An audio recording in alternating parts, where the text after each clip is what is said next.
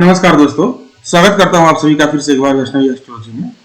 इस सप्ताह हम जानेंगे कि आने वाले दिनों में जो सूर्य ग्रहण हो रहा है उसका प्रभाव किस तरह से सोने के भाव पे पड़ेगा। पिछले सप्ताह मैंने वीडियो बनाई थी कि फेक न्यूज के बाद सोने के भाव में गिरावट होगी, ऐसा नेगेटिव एस्पेक्ट बना है और उसी हिसाब से गिरा भी, मगर पॉजिटिविटी चूंकि बहुत ज्यादा है मार्केट में लॉन्ग टर्म ट्रेंड के हिसाब से, तो वह आने उसके बाद वाले दिनों में फिर वो अप ट्रेंड में आ गया। तो दोस्तों, ये जो पॉजिटिविटी लॉन्ग टर्म बनी हुई है, इसका रीजन यह भी है कि जो परिस्थिति अभी मार्केट में है वह सूर्य ग्रहण के आसपास उस परिस्थिति का ही प्रभाव बहुत ज्यादा हो जाता है। ये मैं अभी आपको दिखाऊंगा कि किस तरह से 2022 और 23 में उस समय की परिस्थिति का सूर्य ग्रहण के दौरान किस तरह से असर पड़ा। तो दोस्तों, ये मेरा एक ग्रहों के गणना का एक समावेश है जो मैं आप सभी के सामने रख रहा हूं। आशा करता हूं कि इस सभी का फायदा आपको होगा। तो चलिए देखते हैं। तो पहले ये जान लेते हैं कि उत्तर कालामृति के अनुसार जो सूर्य का दूसरे सारी वस्तुओं के ऊपर में प्रभाव होता है वह इस प्रकार से है कि सूर्य को अगर पदार्थ के साथ जोड़ के देखें तो वह औषधि, कंबल, कड़ी वस्तुएं, भूमि, चौकोर पदार्थ, तांबा, रक्त, मोती और स्वर्ण, स्वर्ण का अर्थ है सोना, गिन्नी, ये सारे वस्तुओं के ऊपर में सूर्य का प्रभाव है। मतलब अगर सूर्य के साथ किसी ग्रह का युति प्रतियुति अगर होता है तो इन सारी वस्तुओं में के दामों पे हमें उसका असर देखने को मिल सकता है। ये मैं नहीं कहता, ये उत्तर कालामृत से लिया गया है। तो अभी इसका असर किस तरह से सोने के भाव पे हम देखेंगे, क्योंकि हम अभी सोने के बारे में ही बात कर रहे हैं। तो देखिए, यह चार्ट है 5 नवंबर 2022 का। यहाँ पे भी देखिए तो आपको देखने को मिलेगा, यहाँ पे केतु के साथ सूर्य का युति, मतलब ये सूर्य ग्रहण वाली स्थिति बनी हुई थी। और युति से पहले और युति के बाद में जो ट्रेंड हुआ, इसको आप देख सकते हैं चार्ट में, है ना, किस तरह से इसका परिणाम हुआ। तो अभी मैं एक बार इसके बारे में बता दूं कि यहाँ पे जब सूर्य की केतु के साथ युति हो रही थी तो केतु का शनि के साथ ये 90 डिग्री का एक लॉन्ग टर्म ट्रेंड चला आ रहा है ना। सूर्य का उसी समय दृष्टि राहु पे भी था, राहु का एक बहुत बड़ा मेजर एस्पेक्ट बना हुआ था, ये भी उस समय स्थित था।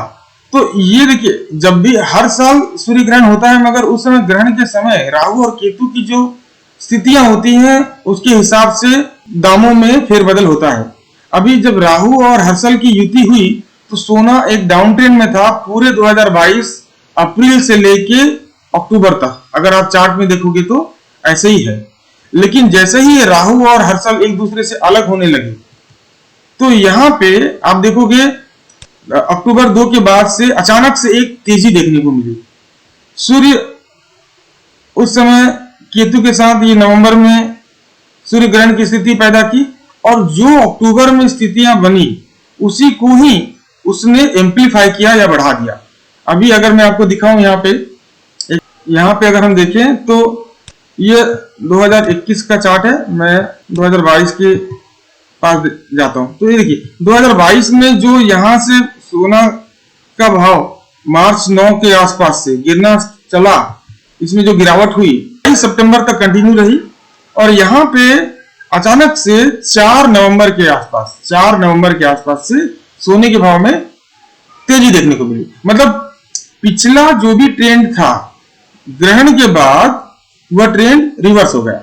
यहाँ पे अगर मैं देखूं तो यही दिखाई दे रहा है। यहाँ पे भी अगर आप देखो तो आपको 2022 में यहाँ पे जो स्थिति थी वह शनि और हर्षल की एक स्थिति थी और हर्षल के साथ राहु की एक युति थी।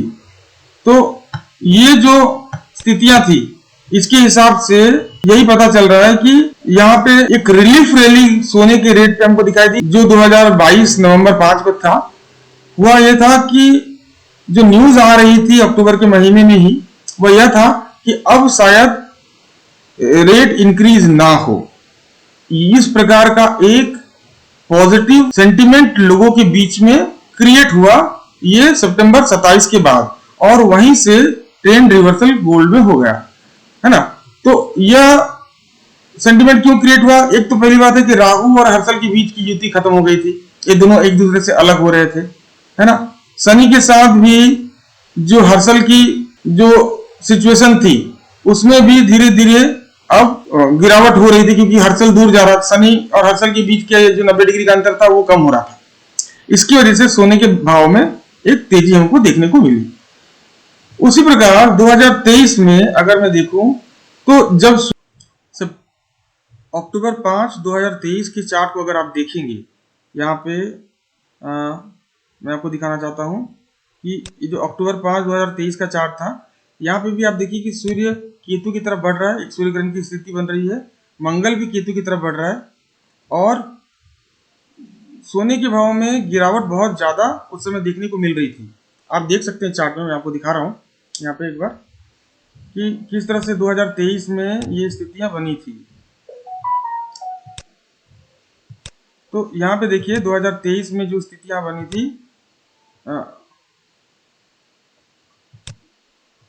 ये देखिए, ये वही सितंबर का महीना है जहां सोने के भाव में अचानक से एक गिरावट देखने को मिली, और ये गिरावट चलता रहा 5 अक्टूबर तक। 5 अक्टूबर के बाद से अचानक से एक तेजी सोने के रेट में दिखी। यहाँ पे भी एक ट्रेंड रिवर्सल दिख रहा है। तो 5 अक्टूबर को क्या हुआ कि 5 अक्टूबर के दिन अगर मैं यहाँ पे देखिए, 5 अक्टूबर के दिन मंगल केतु की युति थी, और केतु का प्लूटो के साथ ऑलरेडी एक 90 डिग्री बना हुआ था। अभी उस समय की परिस्थिति को अगर आप देखोगे तो आपको याद होगा कि ये 5 तारीख के आसपास ही इजराइल और गाजा के बीच में एक युद्ध आरंभ हुआ था। यहाँ पे मंगल भी युद्ध का कारक है, प्लूटो भी युद्ध का कारक है, ये दोनों युद्ध का कारक है, और केतु और प्लूटो के बीच में ऑलरेडी एक 90 डिग्री का जो एंगल था वो बना हुआ था। तो मंगल उसको एक्टिवेट कर देता है, और वहां से एक तेजी हमें देखने को मिलती है। अब ये नई परिस्थिति जन्म हुई। इसी परिस्थिति को जब सूर्य केतु के साथ आता है तो इसको और भी ज्यादा बढ़ा देता है, और सोने के भाव में तेजी आगे भी जारी रहती है। तो यह 2023 का चाल था, और ये 2022 का चाल था। अब देखते हैं कि 2024 में ऐसा क्या है। तो देखिए दोस्तों, यहाँ पे सोने के भाव में तेजी बनी हुई है ना।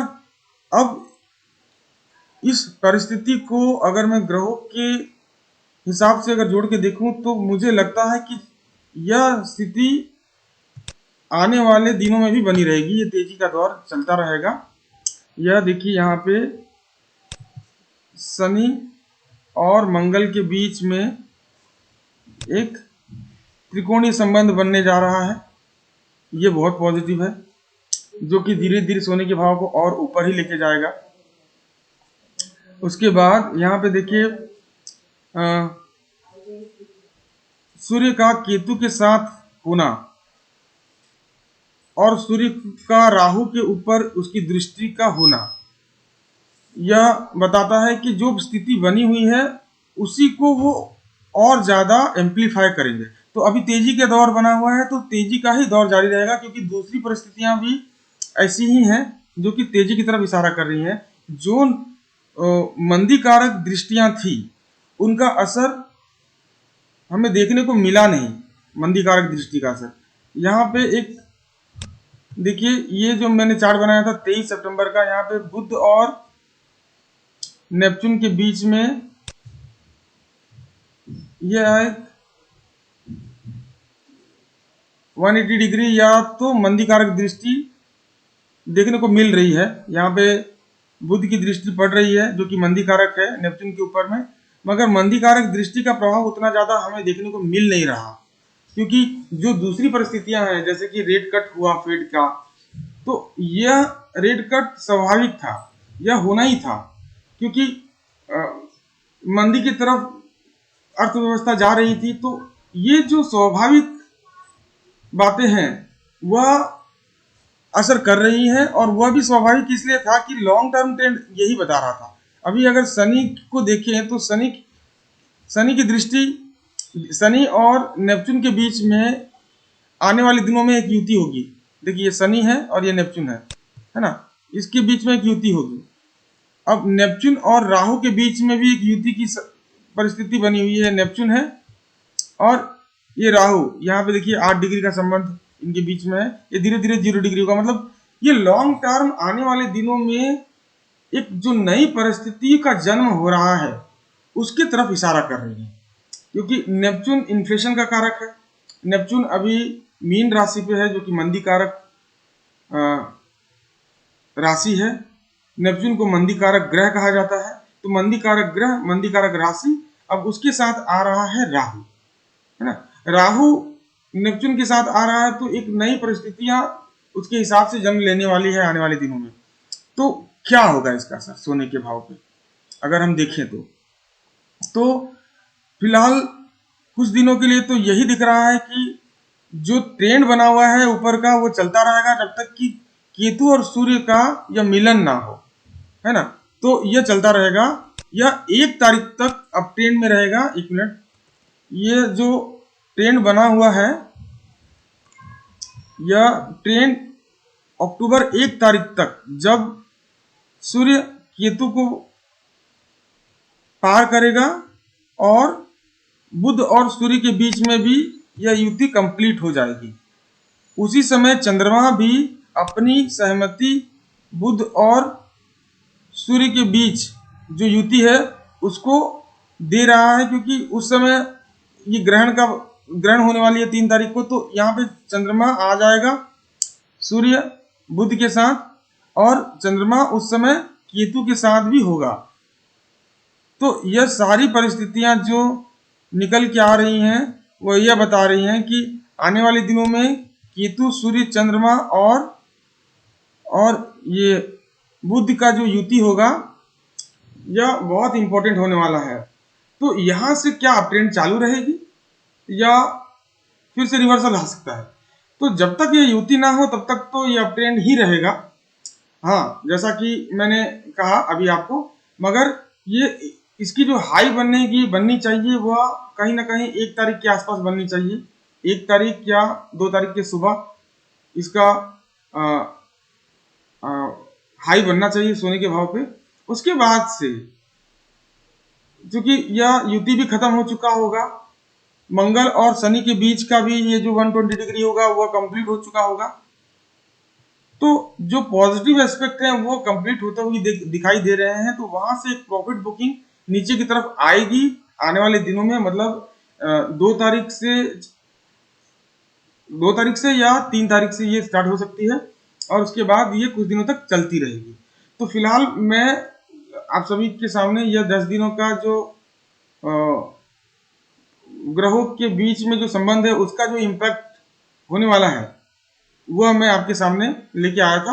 आशा करता हूं कि इससे आपको फायदा होगा, मगर एक रिक्वेस्ट आप सभी से इसी बात का करूंगा कि अगर मैं कुछ भी बता रहा हूं उसको पहले मार्केट में देखिए और अपने रिस्क के हिसाब से उस पर काम करिए, क्योंकि मार्केट बहुत ज़्यादा ऊपर हो चुका है। तो अप ट्रेंड कहने का मतलब यह नहीं है कि यहाँ से बहुत ज़्यादा ऊपर जा सकता है, क्योंकि आने वाले दिनों में एक प्रॉफिट बुकिंग की संभावनाएं दिख रही है। तो हो सकता है कि यह ऊपर ही एक बेस बना के काम करे और ज़्यादा ऊपर ना जाए। तो इसका ध्यान रखें और काम करें। धन्यवाद, नमस्कार।